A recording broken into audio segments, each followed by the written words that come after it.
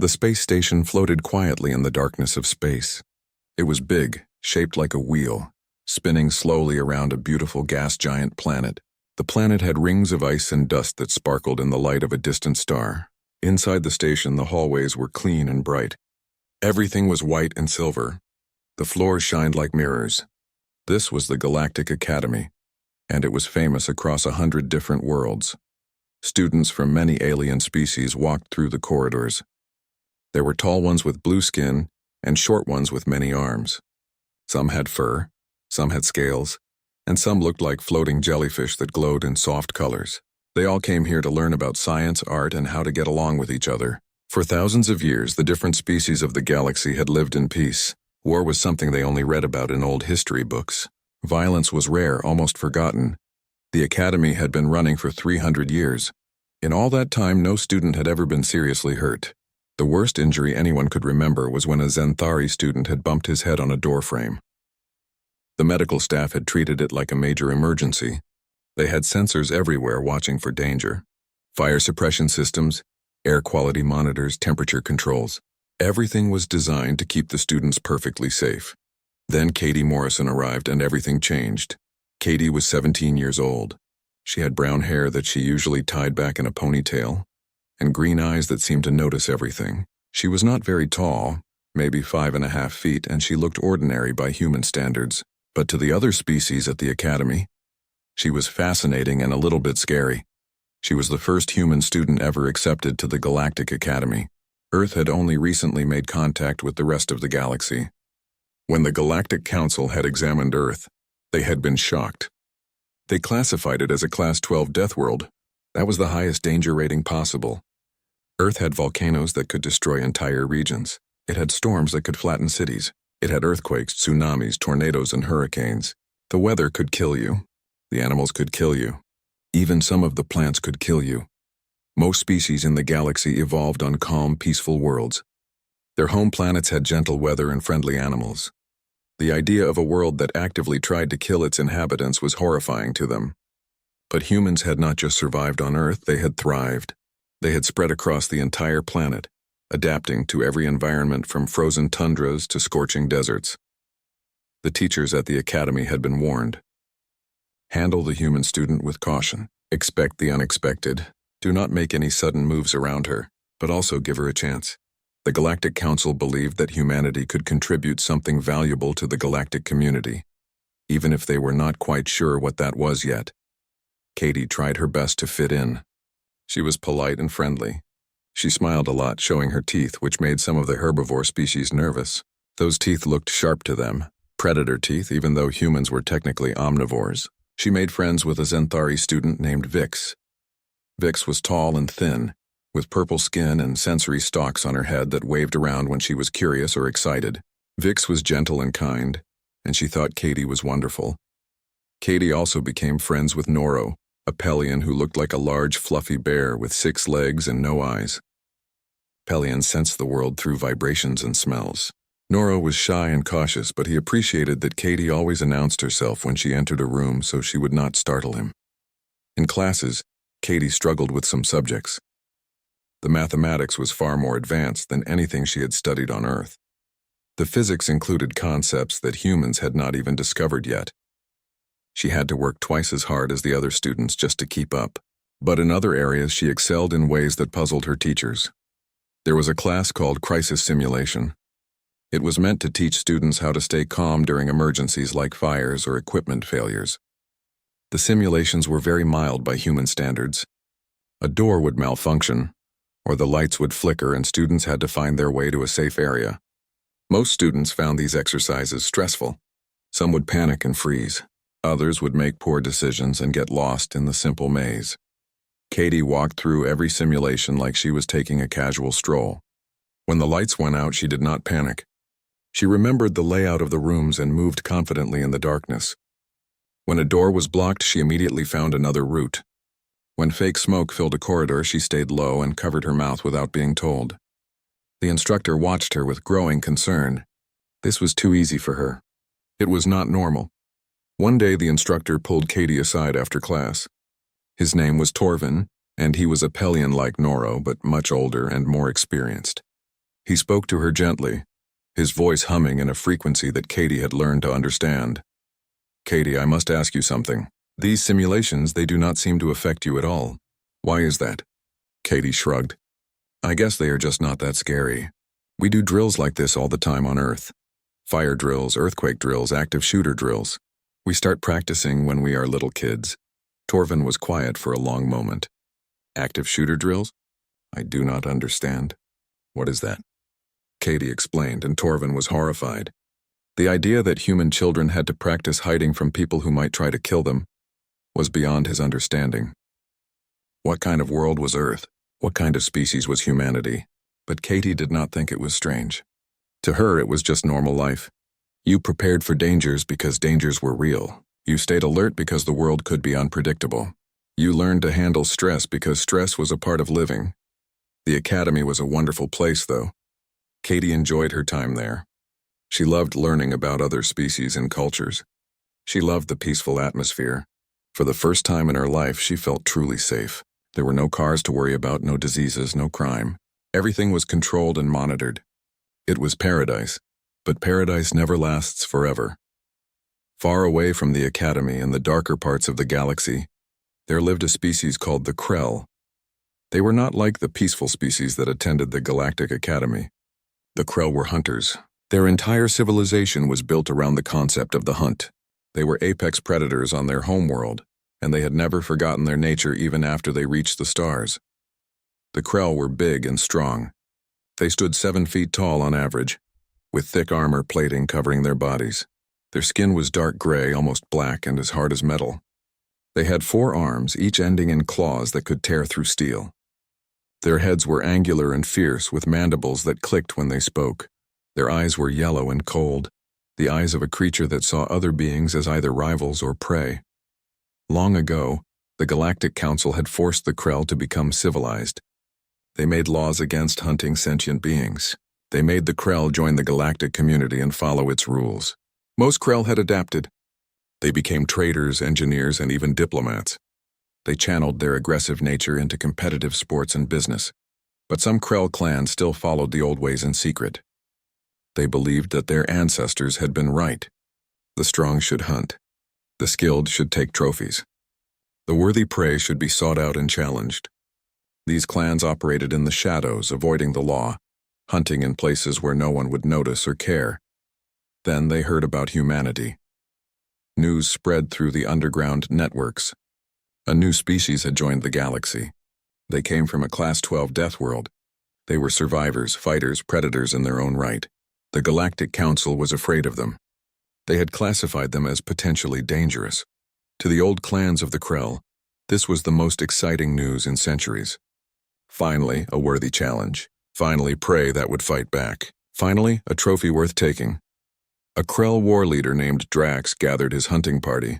There were 12 of them, all experienced hunters, all hungry for glory. They studied the information about humans. They learned where the first human student was studying. The Galactic Academy. A perfect target. It was isolated, poorly defended, and full of soft, weak species that would not fight back. They would attack the Academy. They would take trophies from various species, and they would capture the human alive. Drax wanted to see what a Deathworlder could do when properly challenged. He wanted to test her, to push her to her limits, and then to take her genetic material as the ultimate prize. The Krell believed that by taking trophies from strong prey, they absorbed some of that strength into their own bloodline. Drax and his hunters prepared their weapons and their ship. They studied the Academy's layout, learning about its security systems and defenses. They planned their attack carefully. It would be quick and brutal. They would strike when the students were most relaxed, when no one expected danger. They would attack after class during the recreation period, when students were scattered throughout the station. It was the perfect time. As Drax looked at the image of Katie Morrison on his display screen, he clicked his mandibles in anticipation. She looked so small, so weak. But the data said she came from a death world. That meant she had potential. That meant she might actually provide some sport. The 4th cycle of the station day was always the quietest time. Most classes had ended, and students were moving toward their favorite spots to relax or study. The cafeteria served light snacks. The recreation commons had games and comfortable seating areas. The observation decks let you watch the gas giant planet spin slowly below. Everything was calm and peaceful, just like always. Katie walked down Corridor 7 with her datapad in hand. She was thinking about the xenobiology project she had to finish. Professor Torvin wanted them to compare respiratory systems across 5 different species. It was interesting work, but complicated. She was glad that Vix had agreed to study with her. Vix was better at the technical details. Vix walked beside her, her sensory stalks waving gently. She was talking about atmospheric composition, explaining how her homeworld had more nitrogen than Earth. Katie listened and nodded, but part of her attention was elsewhere. She always paid attention to her surroundings. It was a habit from Earth where not paying attention could get you hurt. That was when the lights flickered. It was just for a second. The bright white lights dimmed, went dark, then came back on. Most people would not have noticed. But Katie noticed. She stopped walking. Vix kept talking for a moment, then realized Katie had stopped. Is something wrong? Katie frowned. Something felt off. Her instincts were telling her that something was wrong, but she could not explain what. The lights had flickered. That could be normal, right? Solar flares happen near gas giants. Power fluctuations were not unusual on space stations, but her gut said otherwise. Did you feel that? Katie asked. Vix waved her stalks in confusion. Feel what? The lights flickered. The announcement system said it was a minor solar interference. Nothing to worry about. Katie had not heard any announcement. She pulled out her datapad to check, but before she could, the entire station shook. It was not a big shake, just a small tremor, like when a heavy vehicle drove past your house, but they were in space. There should not be any shaking at all. Now Vix looked worried too. Her skin was turning a darker shade of purple, which meant she was afraid. What was that? Katie did not answer. She was already moving toward the nearest window. The corridor had transparent aluminum panels along one side that looked out into space. She pressed her face close to the glass and looked around. At first, she saw nothing unusual. The gas giant planet was there, beautiful and huge. The stars were bright points in the darkness. Then she saw movement. Something dark was floating past the window. It looked like debris. Pieces of metal tumbling slowly in zero gravity. Debris meant an explosion. An explosion meant something bad had happened. Then she saw the ships. They were small craft, dark gray and angular, moving with purpose toward the station. They did not look like supply ships or passenger transports.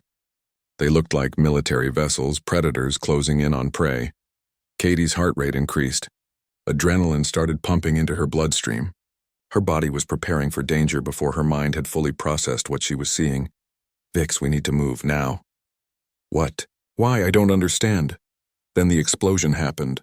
It was in the eastern wing of the station, far enough away that they did not feel the blast directly, but close enough that they heard it.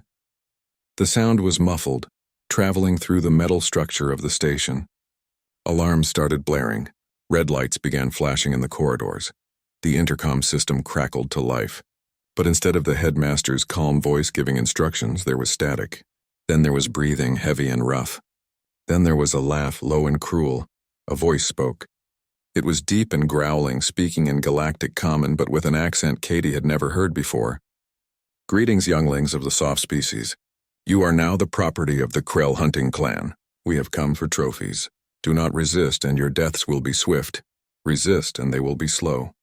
Either way, you will die. The hunt has begun. The intercom went dead. For a moment, everything was silent. Then the screaming started. Students who had never experienced real danger in their lives suddenly understood that they were in mortal peril.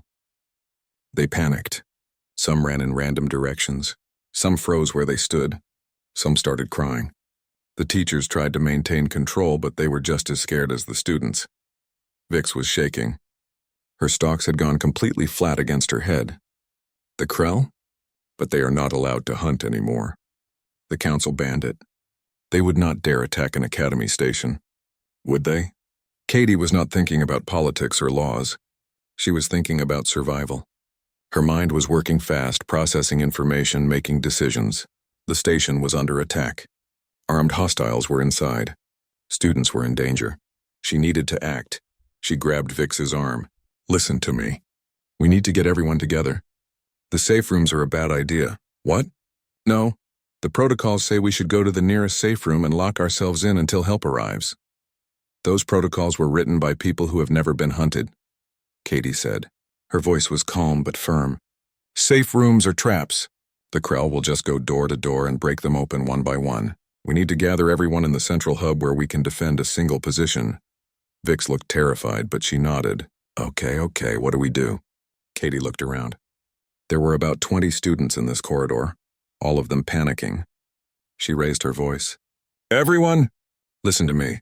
We need to move to the central hub right now. Stay together. Do not split up. Move quickly, but do not run. Follow me. Most of the students just stared at her. They were too frightened to process what she was saying. But a few started moving toward her. Vix helped, gently pushing her classmates in the right direction. Katie started leading them down the corridor. She moved with purpose, checking every intersection before they crossed it. Her senses were on high alert. She could hear things the others could not hear. Footsteps in the distance, heavy metallic footsteps. The Krell were moving through the station. They made it 3 corridors before they heard the first scream. It was close, maybe just one section over. It was cut off suddenly, ending in a horrible gurgling sound. Several students started crying. One of them, a small Pelian child, collapsed in fear. Katie stopped. She could not carry the child and defend the group at the same time. She knelt down next to the terrified student. Hey, look at me. What's your name? The child's voice was barely a whisper. Pim, I need you to be brave for just a few more minutes. Can you do that? Can you walk with us? Pim nodded weakly. Katie helped the child up and they kept moving. But Katie knew they were running out of time. The Krell were spreading through the station fast. She could hear more screams now, coming from different directions. The hunters were efficient and ruthless. They reached an intersection and Katie held up her hand to stop the group. She listened carefully. Something was ahead of them. She could hear breathing, heavy and rough. The same breathing from the intercom announcement. A Krell hunter stepped around the corner. It was massive, even bigger than Katie had imagined. 7 feet tall and covered in dark armor that looked like it had grown from its skin. 4 arms, each tipped with claws that gleamed in the corridor lights. Its face was angular and brutal, with yellow eyes that locked onto the group immediately. It held a plasma rifle in 2 of its hands. The weapon was charging up, making a high-pitched whining sound. The students behind Katie screamed and tried to run. But there was nowhere to go. They were trapped in the corridor. The Krell clicked its mandibles and raised its weapon. Katie did not think. She just acted. She turned and grabbed something from the wall. It was a decorative statue, one of hundreds that lined the corridors of the academy. It was made of crystallized mineral from some alien world, and it was heavy, probably 300 pounds. Most species at the academy would need an anti-gravity unit to lift it. Katie lifted it over her head and threw it. The statue flew through the air faster than the Krell expected.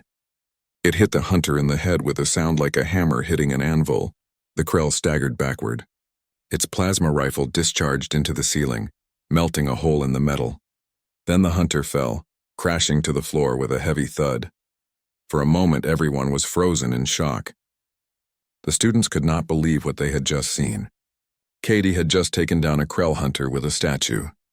It seemed impossible. Katie was already moving. She ran forward and picked up the plasma rifle. She had never used one before, but she understood the basic concept. Point the dangerous end at the bad guy and pull the trigger. She slung the weapon over her shoulder and turned back to the group. Move. Now, while it's down. The students did not need to be told twice. They ran past the fallen Krell, giving it a wide berth, and continued down the corridor. Katie brought up the rear, keeping the plasma rifle ready. Her heart was pounding, but her hands were steady. This was not the first time she had felt fear. Earth had taught her how to function through terror. They were 3 corridors away when Katie heard the Krell behind them start to move. It was getting back up. The throw had stunned it, but not killed it.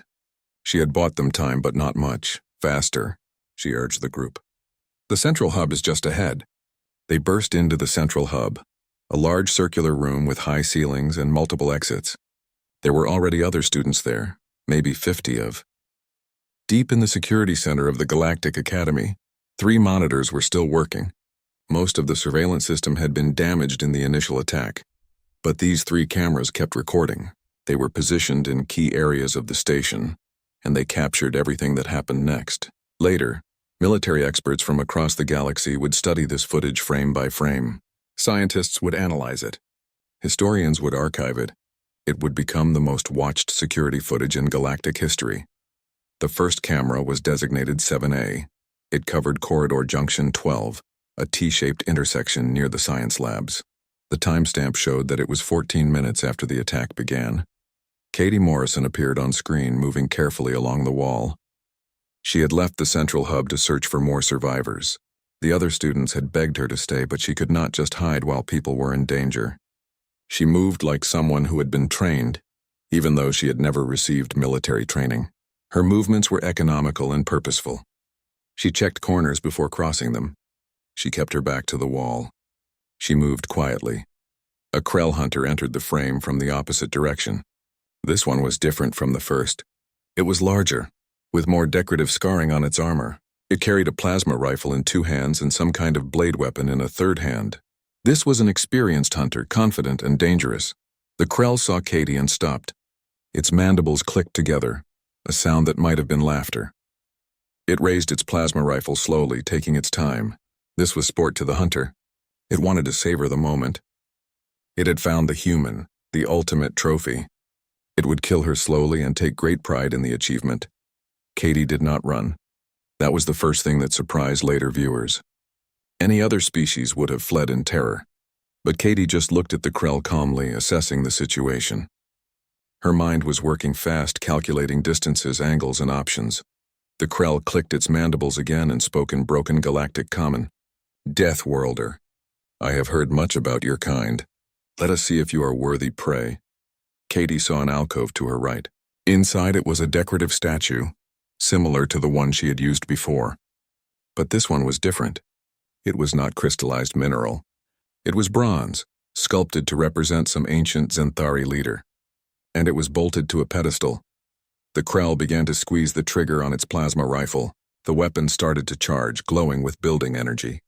Katie moved. She pivoted hard to the right, grabbed the bronze statue with both hands and ripped it off its pedestal.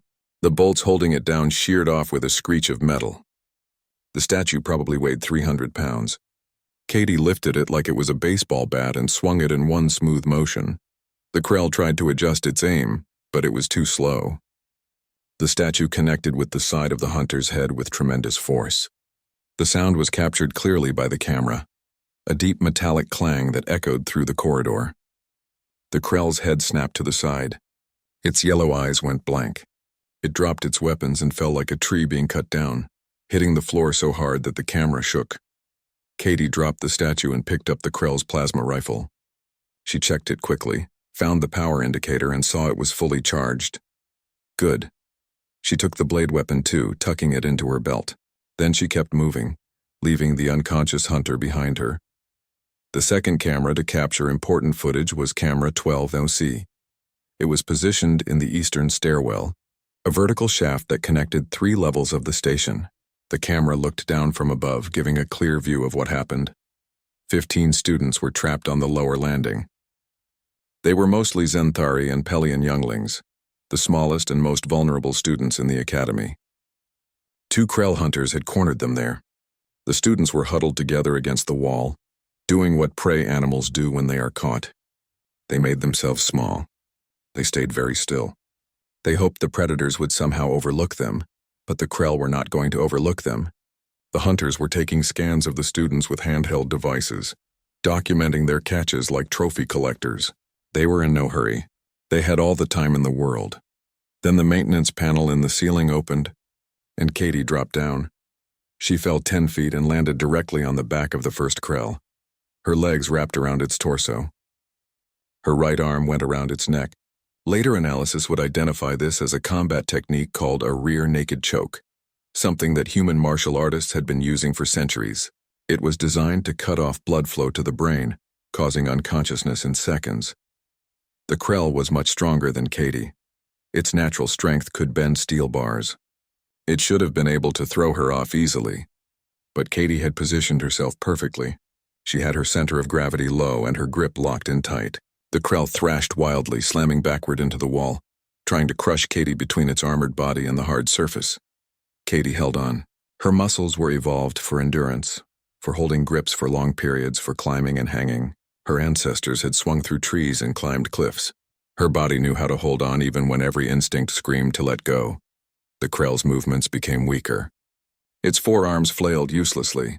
Then it collapsed forward unconscious. Katie rolled off its back and came up in a crouch, ready to face the second hunter. The second Krell had been too shocked to react at first. But now it turned toward Katie, raising its plasma rifle. Katie was faster. She slid forward, staying low, moving under the line of fire. She kicked out hard, striking the back of the Krell's knee joint. Knees are a universal weak point.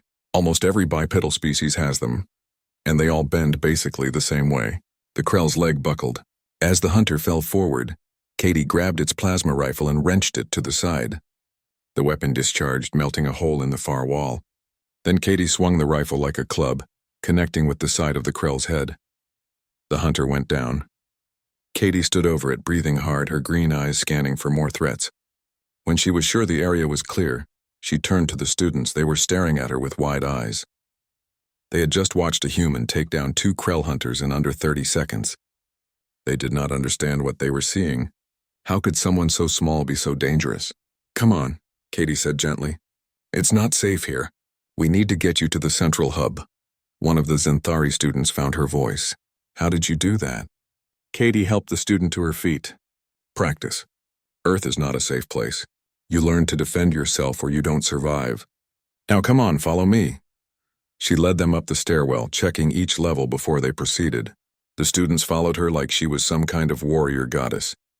To them, she might as well have been. The third camera was positioned in the main commons area. This was camera 19F, and the footage it captured would become the most studied and debated recording in modern galactic history. 23 students had been herded into the commons by 4 Krell hunters. These students were older, bigger, and from species that were relatively hardy by galactic standards. But they were still terrified. They sat in the center of the room, surrounded by the hunters who were taking their time deciding which ones would make the best trophies. One of the Krell was the leader of the hunting party. Its name was Drax, though the students did not know that.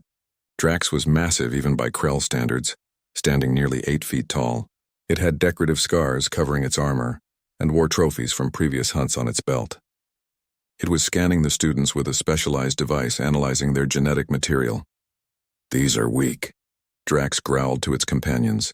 "Soft species. Barely worth taking. Where is the human? I want the Deathworlder." That was when the ventilation grate in the ceiling exploded outward. Katie came through the opening like a meteor. She had crawled through the ventilation system for over a quarter mile, squeezing through ducts that were barely big enough for her body. Her hands were raw from pulling herself along the metal surfaces. Her clothes were torn, but her eyes were focused and determined. She had dropped the plasma rifle earlier because it was too bulky to carry through the vents. But she had found something better. In her hands was a section of metal decking from the vent system. It was heavy and edged with sharp corners. During her crawl, she had loosened the bolts holding it in place. Now she was using it as a weapon. Katie dropped straight down onto the first Krell, bringing the metal panel down with her. The edge of the panel hit the hunter's head with devastating force. The Krell crumpled instantly, its skull fractured, its brain scrambled. It would survive, but it would never hunt again. The second Krell turned too slowly. Katie was already inside its guard.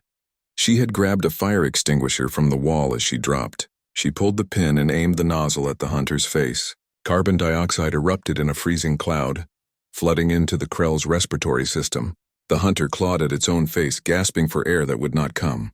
It fell to its knees, suffocating. The third Krell was faster and smarter than the others. It managed to grab Katie with 2 of its arms. Its claws sank into her shoulder, piercing flesh and muscle. Blood sprayed across the pristine white floor of the commons. Bright red human blood, carrying oxygen in concentrations AT. Part 4 the security center had gone dark. Most of the monitors were offline, their screens showing nothing but static or empty blackness. The station's artificial intelligence had been designed by the Pelians, a species whose idea of extreme stress was a room temperature that was 2 degrees too warm. The system had protocols for fires, medical emergencies, equipment failures, even meteor strikes. But no one had programmed it for what was happening now. No one had programmed it for a human teenager in full combat mode. Katie moved through the station like a force of nature. She had been there for 3 months, and in that time, her brain had done what human brains evolved to do. It had created a mental map of the entire facility. Humans had once needed to track prey across vast distances, to remember water sources and safe paths through dangerous territory. That spatial awareness was still there, buried in the DNA of every person from Earth. Katie knew where the students would hide. She knew where the Krell would search. She knew which routes were safest and which ones were traps. She was always one step ahead, and the cameras that were still working struggled to keep up with her movements. Camera 34G was positioned in the biology lab, a large room filled with equipment for studying alien life forms. 3 Krell hunters had tracked a group of students there. The students had locked themselves inside, thinking they were safe. The Krell were working on breaking through the reinforced door. Katie came through a side entrance that most people did not know existed. It was a maintenance access, barely big enough for a person to squeeze through. She emerged behind a row of storage cabinets and immediately started working. The biology lab had all kinds of chemicals, cleaning supplies, laboratory reagents, medical compounds. Katie had paid attention in chemistry class back on Earth, and she had learned even more in her xenobiology courses here at the academy. She grabbed bottles and containers, mixing them together in a large beaker. The Krell were so focused on the door that they did not notice her. They were about to break through when Katie finished her mixture. She had created something that was part fire suppressant foam, part cleaning solution, and part oxidizer. It was not sophisticated, but it did not need to be. Chemistry was chemistry. Whether you were on Earth or in a space station, she threw the beaker at the Krell and ducked behind the cabinets. The mixture hit the floor and exploded into a rapidly expanding foam. The foam engulfed all 3 Krell in seconds, hardening almost immediately on contact with air. The hunters roared and thrashed, but the foam was too strong. It locked their arms in place, covered their weapons, and made them helpless. The monitoring AI registered the event as an impossible chemical reaction. According to its database, those compounds should not have interacted that way. The system flagged it as an error and crashed, taking camera 34G offline. Katie did not wait to see if the foam would hold. She opened the main door and let the trapped students out. They stared at the immobilized Krell in shock. "Go to the central hub," Katie told them. "Stay together. Move quickly but quietly. Go." They went, leaving Katie alone with the trapped hunters. She looked at them for a moment, making sure they were truly stuck. They glared at her with hatred in their yellow eyes, clicking their mandibles in fury. Katie just shrugged and moved on. There were more students to find. Camera 41J was in the zero-gravity gymnasium, a large spherical room where students could practice moving in weightless conditions. It was one of the few places on the station where gravity could be turned off. 3 Krell had cornered a group of younger students there, enjoying the way the prey floated helplessly in the air, unable to run or hide effectively. Katie entered through the main door, and the first thing she did was turn off the magnetic boots that everyone else was wearing. She let herself float free into the zero-gravity environment. The Krell turned toward her, but they were slow in zero-G. Most species became disoriented and clumsy when gravity disappeared. Their brains struggled to adapt to 3-dimensional movement. But humans were different. Humans had evolved from tree-dwelling primates, creatures that had spent millions of years climbing and swinging through branches. 3-dimensional thinking was built into human genetics. Katie pushed off from the wall with her legs, launching herself across the room. She used the surfaces around her like stepping stones, bouncing from wall to floor to ceiling with perfect control. The Krell tried to track her movements, but she was too fast and too unpredictable. She came from angles they could not defend against. She hit the first Krell with both feet, using her momentum to drive it into the wall. The impact was hard enough to crack the padding that covered the gymnasium surfaces. The hunter went limp, stunned. The second Krell fired its plasma rifle, but Katie had already changed direction. She grabbed a floating exercise bar and used it to redirect her trajectory. The plasma bolt missed her by inches, melting a hole in the far wall. Katie threw the exercise bar like a javelin. It hit the Krell in the face, breaking its mandibles. The third Krell was smarter. It positioned itself near the students, using them as shields. It knew the human would not risk hitting the innocents. It raised its weapon and aimed carefully. Katie did not hesitate. She grabbed one of the floating students, a small Pelion who weighed almost nothing, and used the student as leverage. She pushed off gently, sending the student floating safely toward the door. while Katie herself rocketed toward the Krell from an unexpected angle. She hit the hunter from below, wrapping her legs around its torso and her arms around its weapon. She twisted hard, forcing the plasma rifle to point away from the students. The weapon discharged into the ceiling. Then Katie headbutted the Krell, her skull connecting with the hunter's face. Human skulls were thick and strong, evolved to protect the oversized brains inside. The impact stunned the Krell long enough for Katie to wrench its weapon away. She pushed off from the Krell, sending it spinning helplessly through the air, and collected the floating students. "Hold on to each other," she instructed. "I am going to get you out of here." She guided them to the door, using her superior understanding of three-dimensional movement to navigate the zero-G environment. The monitoring AI watched this display of spatial awareness and physical coordination. Its database said this should not be possible. The AI updated its threat assessment of humans to maximum, and then shut down Camera 41J to conserve processing power. Katie kept moving. Her shoulder wound was still bleeding, but she had tied her torn shirt around it to apply pressure. The pain was constant but manageable. She had learned long ago how to function through pain. Her body was already working to repair the damage, pumping blood faster, releasing endorphins to dull the hurt, preparing to fight infection. She found the station's maintenance arsenal and broke in. The door was locked with a security code, but Katie just ripped the control panel off the wall and rewired the circuits manually. It took her less than 2 minutes. Human hands had evolved for tool use, for precise manipulation, for solving problems through physical means. Inside the arsenal, she found a plasma cutter. It was designed for cutting through damaged bulkheads during repairs. Katie examined it quickly, understanding the basic principles even though she had never used one before. Humans were good at that, figuring out how unfamiliar technology worked through observation and experimentation. She modified the plasma cutter, overriding the safety limiters. The tool was designed to cut slowly and precisely. Katie needed it to cut fast and powerfully. She bypassed the thermal regulators and cranked the power output to maximum. The cutter began to glow with intense heat. Camera 45A captured what happened next. A Krell hunter was searching through a storage area looking for hiding students. The hunter was methodical and thorough, checking every possible hiding spot. It did not know Katie was on the other side of the bulkhead. The wall began to glow red, then orange, then white-hot. A line of molten metal appeared, tracing a circle in the bulkhead. The Krell noticed and turned toward the wall, raising its weapon. But it was too late. The circle of metal fell inward, and the plasma cutter beam came through, cutting directly through the hunter's torso. The monitoring AI registered this as a critical safety violation. The human had modified maintenance equipment into a weapon.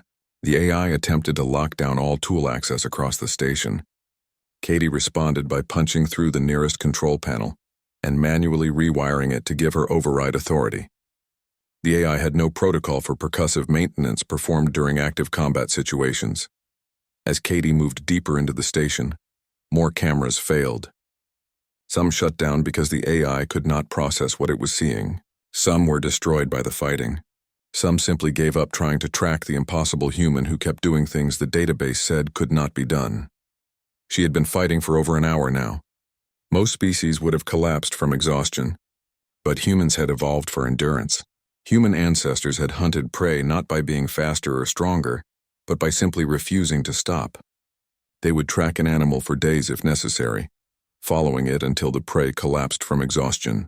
Katie had that same endurance coded into her genes. She was tired. She was hurt. She was bleeding from multiple wounds, but she was still moving, still fighting, still protecting the students who could not protect themselves. The fight in the command center lasted 7 minutes. No cameras recorded it. No AI system documented it.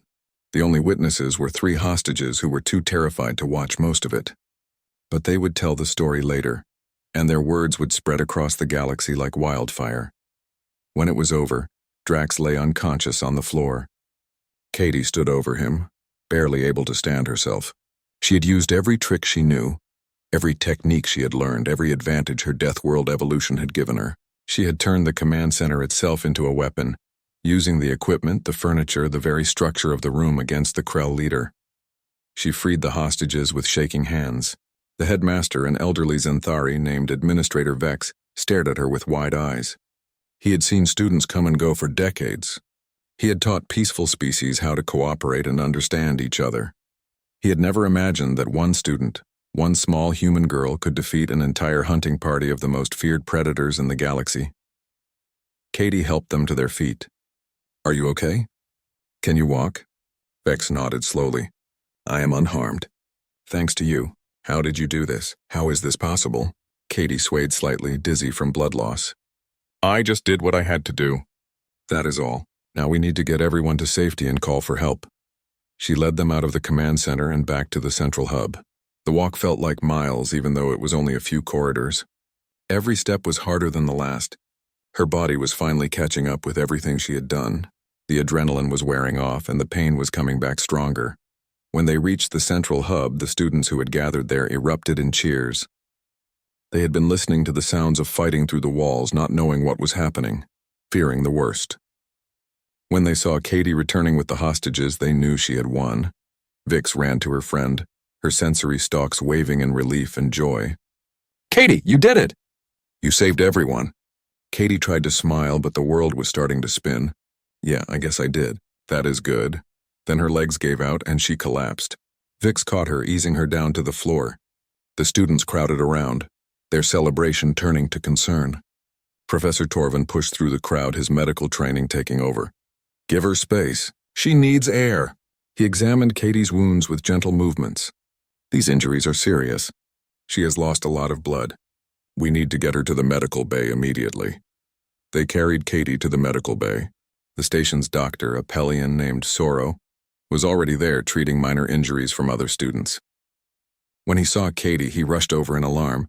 "Put her on the table. Quickly." Soro began scanning her with medical instruments. His voice was shaking. "These wounds are terrible. The shoulder injury alone should have put her in shock. And this burn on her leg and these contusions and the blood loss. By all medical logic, she should not even be conscious." But Katie was conscious. She was trying to sit up despite everyone's protests. "I am fine. Just tired. Do you have any water? And maybe some food? I am really hungry." Soro stared at her in disbelief. "Hungry? You are asking for food? You should be dying from shock." Katie managed a weak smile. "Humans heal fast. We need calories to power the healing process. My body is telling me to eat. So I should probably eat." Soro did not understand, but he brought her water and some protein-rich food from the emergency supplies. He watched in amazement as Katie ate despite her injuries. Her body was already working to repair itself, her metabolism ramping up to handle damage that would kill most species. This was what evolution on a Deathworld created. Not just toughness, but incredible resilience and healing capacity. While Soro worked on treating Katie's wounds, Administrator Vex was in the communications center sending emergency signals. The Galactic Patrol responded quickly. 3 ships arrived within 2 hours, their crews armed and ready for a fight. But the fight was already over. The patrol found 12 Krell hunters scattered throughout the station. Some were unconscious. Some were trapped in hardened foam. Some were nursing broken bones and severe injuries. Not one of them was dead. Katie had shown remarkable restraint, defeating them all without killing any of them. The patrol commander was a veteran officer named Zix. He was a Zenthari who had seen combat across 40 different worlds. He had fought pirates, rebels, and rogue military units. He thought he had seen everything. Then he reviewed the security footage that remained. He watched the recordings in silence. His second officer stood beside him, equally stunned. They saw Katie take down the first hunter with a statue. They saw her choke out a Krell twice her size. They saw her improvise weapons from laboratory chemicals. They saw her move through zero gravity like she was born to it. They saw her modify tools into weapons with nothing but her bare hands. When the footage ended, Zix turned to his second officer. His voice was very quiet. "Send a priority message to the Galactic Council. Tell them we need to update Earth's classification." The second officer looked confused. "Sir, Earth is already classified as a Class 12 Deathworld. That is the highest rating possible." Zix shook his head slowly. "I know. Tell them we need to create a new classification. What I just watched should not be possible. One teenage human defeated an entire Krell hunting party. She did it while injured, with no weapons in an environment she had only known for 3 months. If this is what their young can do, what are their trained warriors capable of?" The message was sent. Within days, the Galactic Council called an emergency session. The footage was shown to representatives from hundreds of species. They watched in growing horror and fascination. Some called for Earth to be quarantined. Others argued that humans should be banned from galactic society. They were too dangerous, too unpredictable, too capable of violence. But then the students of the Galactic Academy did something unexpected. They created a petition. 217 students from across the galaxy signed it. They wanted Katie to stay. They wanted more humans to come to the Academy.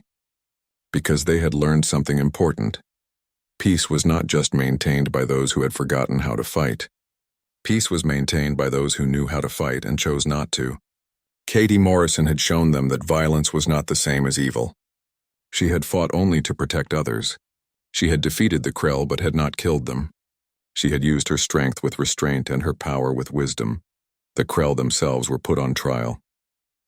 They stood before the Galactic Council in chains, facing justice for their crimes.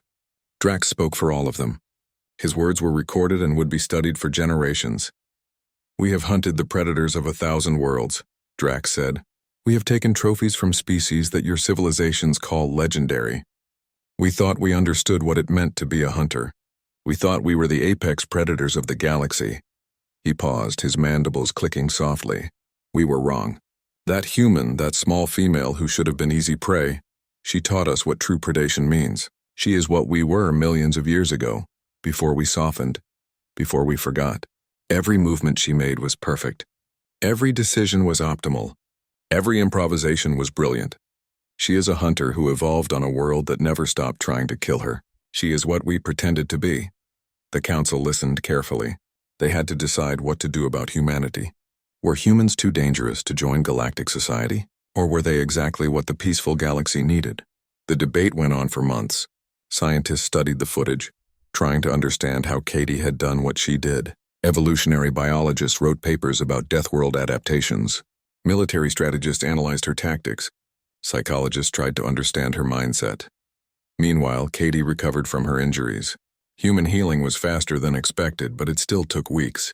Sorrow monitored her constantly, fascinated by how her body repaired itself. The shoulder wound healed with minimal scarring. The burns faded. Even the minor injuries disappeared within days. During her recovery, Katie received visitors constantly. Students came to thank her. Teachers came to understand her. Even some galactic patrol officers came to ask her questions about combat and tactics. Katie was uncomfortable with all the attention. She did not think she had done anything special. She had just protected her friends. That was what anyone would do, right? But the alien species did not see it that way. To them, she had done the impossible. She had shown courage that their species had not known for thousands of years. Vix visited her every day. The Xanthari student had been terrified during the attack, but Katie's bravery had inspired her. "You saved my life," Vix said one afternoon. "You saved all of us. How can we ever repay you?" Katie shook her head. "You do not owe me anything. We are friends. Friends protect each other. That is just how it works on Earth." "Then I want to learn more about Earth," Vix declared. "I want to understand what makes humans so strong. Not just physically, but in spirit." Many other students felt the same way. Suddenly, Earth studies became the most popular elective at the Academy. Students wanted to learn about the Deathworld that had created such incredible people. They studied Earth's history, its geography, its wildlife. They were horrified by what they learned. Earth was worse than they had imagined. The planet had ice ages that lasted thousands of years. It had volcanic eruptions that could darken the... 3 years passed. The galaxy changed in ways that no one had predicted. Katie Morrison completed her studies at the Galactic Academy with honors. She learned everything the teachers could teach her about alien biology, physics, diplomacy, and culture. But everyone knew that she had taught the Academy more than it had taught her. She had given them a lesson about courage that would last forever. When she graduated, the Academy held a special ceremony. Students from hundreds of worlds attended. They came to see the human who had saved them, to honor the girl who had shown them what real bravery looked like. Katie stood on the stage, uncomfortable with all the attention, wishing she could just slip away quietly. Administrator Vex presented her with a medal, a beautiful crystal sculpture that represented the highest honor the Academy could give. "Katie Morrison," he said, his voice carrying across the assembly hall, "you came to us as a student, but you taught us more than we ever taught you. You showed us that peace must be protected. You showed us that kindness does not mean weakness. You showed us that the strongest warriors are those who fight only when they must." The audience erupted in applause. It was not the polite clapping of a formal ceremony. It was genuine, enthusiastic appreciation from beings who had learned to respect the small human girl from the dangerous world. After the ceremony, Katie said goodbye to her friends. Vix cried, her sensory stalks drooping sadly. "I will miss you so much." "Promise you will visit." Katie hugged her friend gently, mindful of the Zenthari's delicate frame. "I promise. And you can visit Earth anytime you want. I will show you my home planet. Though I should warn you, it is a lot more dangerous than this station." Vix laughed through her tears. "I think I can handle it. You taught me to be brave, remember?" Katie returned to Earth, but not for long. The Galactic Council had been watching her carefully. They had seen what she could do, how she could think, how she could adapt to any situation. They made her an offer that surprised everyone. They wanted her to join the Terran Diplomatic Corps. Her official title would be Cultural Liaison, but everyone understood what she really was. She was a symbol. She was proof that humans were not monsters, that they could use their strength wisely, that they could be trusted with power. Katie accepted the position. She traveled across the galaxy, visiting different worlds, meeting different species, helping them understand humanity. She attended conferences and negotiations. She gave speeches and presentations. She answered endless questions about Earth and its people. Some species were still afraid of humans. They had watched the footage of Katie fighting the Krell. They had seen what she could do with her bare hands. They worried about what would happen if humans ever decided to become conquerors instead of friends. Katie understood their fears. She did not dismiss them or get angry. Instead, she explained patiently, "Yes, humans can be dangerous. Yes, we evolved on a world that made us strong and tough and hard to kill. But that same world also taught us about cooperation. It taught us that we survive better when we work together. It taught us to value life because we know how fragile it can be." She showed them human history, both the good and the bad. She did not hide the wars and the violence, but she also showed them the art, the music, the literature, the incredible achievements that humans had accomplished. She showed them that humans were not defined by their capacity for violence, but by their choices about when and how to use that capacity. Slowly, attitudes began to change. More humans were accepted into galactic society. They took positions as traders, engineers, scientists, and yes, sometimes as security personnel and military advisors. The galaxy learned that having humans around was actually very useful. When a mining colony was threatened by pirates, they called for human security experts. When a research station faced a dangerous creature they could not handle, they requested human assistance.